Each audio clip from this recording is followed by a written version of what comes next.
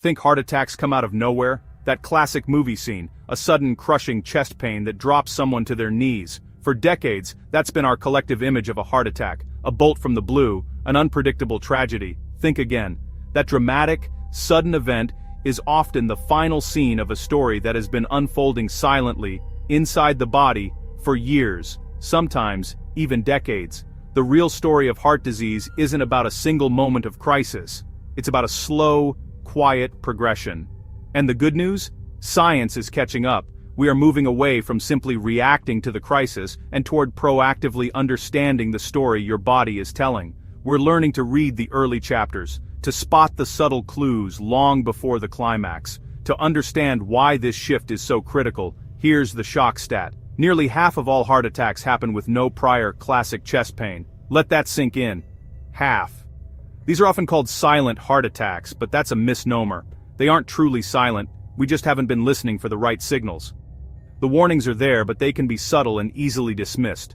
Unusual, fatigue, shortness of breath, discomfort in the jaw, back, or arms. But that doesn't mean surprise is inevitable. The absence of a classic warning sign doesn't mean you're in the dark. It means we need better tools, a better map to navigate our own health. Modern science now hunts for a constellation of early signs, not just a single symptom like chest pain. We're looking deeper, we're analyzing patterns in your blood markers, we're monitoring your heart's electrical rhythm, and we're transforming the data from your yearly checkups into a predictive roadmap.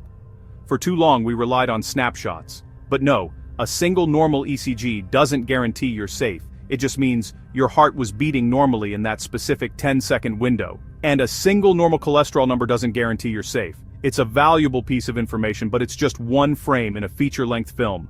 The paradigm shift is this. Doctors now look at trends. We're watching the movie, not just looking at the snapshot.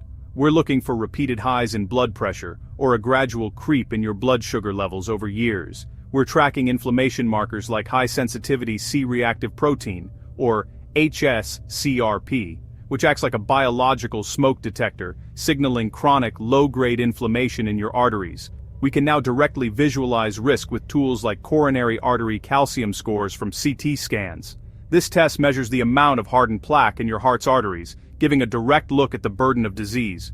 And we're leveraging personal wearable data that flags irregular heartbeats, like atrial fibrillation, which can dramatically increase stroke risk. So, what's the actionable plan? How do you use this science? Think of prevention in layers, building a comprehensive defense for your heart. Layer 1, know your baseline. This is your starting point. Work with your doctor to get comprehensive labs that go beyond a simple cholesterol check. Understand your numbers for ApoB, which counts the number of plaque-causing particles, and LPA, a genetic risk factor for heart disease. And, if you're in the right age and risk group, discuss getting a calcium score. It's one of the most powerful predictors we have. Layer 2, watch your trends. A single data point is noise. A trend is a signal. Track your blood pressure at home. Monitor your A1C to see your average blood sugar over 3 months, not just in a single moment. And track your inflammation over time. Seeing these numbers move, either up or down, is far more powerful than seeing them once. Layer 3, use technology wisely. Modern wearables can be powerful allies. They can catch intermittent atrial fibrillation and other dangerous rhythms that a 10-second office ECG would almost certainly miss. They provide a continuous stream of data, turning every moment into a potential data point for your health.